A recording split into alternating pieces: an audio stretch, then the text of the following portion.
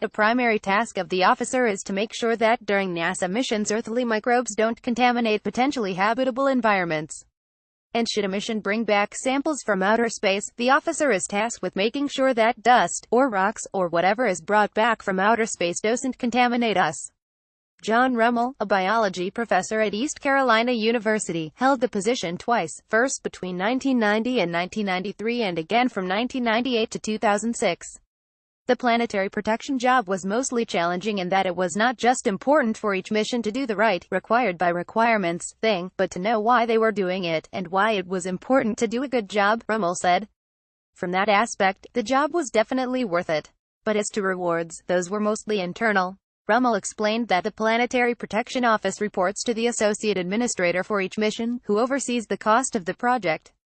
That means recommendations made by the officer are often judged in the context of whether or not they will cost the administrator more money, a vexing problem many of us might easily understand from our own work experiences. Related, the Mars colony of the future could be powered by this advanced microgrid. Rummel's time as Planetary Protection Officer coincided with the restart of NASA's Mars program. After the successful twin Viking landings of the 1970s, a few famous searching for life experiments came up empty.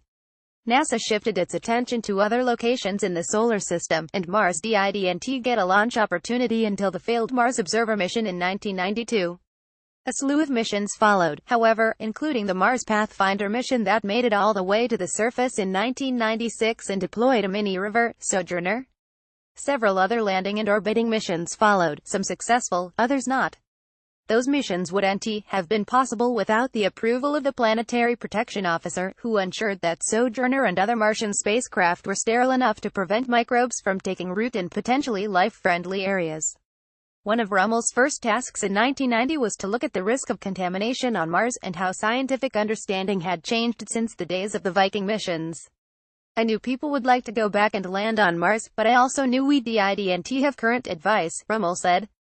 So he assisted in the drafting of a 1992 report, Biological Contamination of Mars. The report concluded that a large part of the surface was extremely inhospitable to terrestrial life, and for that reason, future missions would not need to be sterilized as much as the Viking missions. But changes in landing technology meant that NASA had to be extra mindful of different scenarios for its missions. Pathfinder, for example, was supposed to fall to the surface using airbags. If the airbags failed, the mission would need to withstand a fall and possible burial in the soil of up to 1.5 meters 5 feet without exposing possible Earth microbes to the Martian environment. NASA has seen extensive evidence of briny water flow and recurring slope linea, which are features that develop on the slopes of craters. Rummel, among others, speculated about recurring slope linea as early as 2002.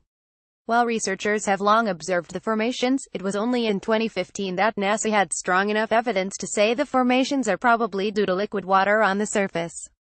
Rummel warned against sending Curiosity to investigate a nearby recurring slope linea. The materials on the rover surface could not be thoroughly sterilized with UV radiation due to their properties.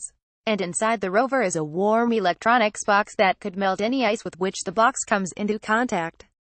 Related, NASA Center shows a sleek new Mars rover concept vehicle for astronauts. Rummel was also part of early-stage planning for a sample return mission to bring pieces of Mars back to Earth, in collaboration with the French space agency CNES.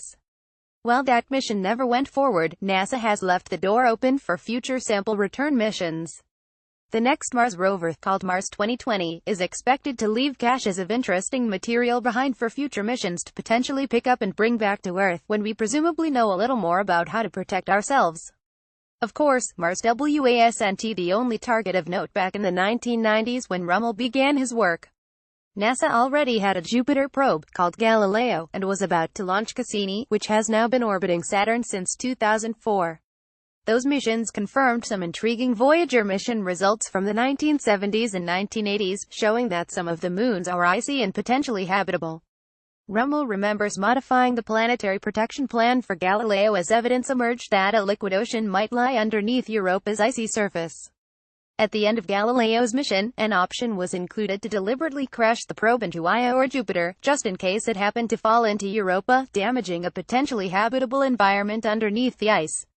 Because the mission planners were uncomfortable with changing Galileo's orbit to fall into Io, they went for a Jupiter extermination, collecting science all the way down.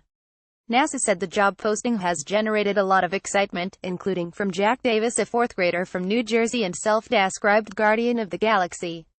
In a letter to the agency, Davis said he was fit for the job because his sister thought he was an alien, among other qualifications. Although the Planetary Protection Officer is no intergalactic warrior, it's a position that clearly provokes the imagination of skywatchers young and old. Watch how far do Mars rovers travel before they die.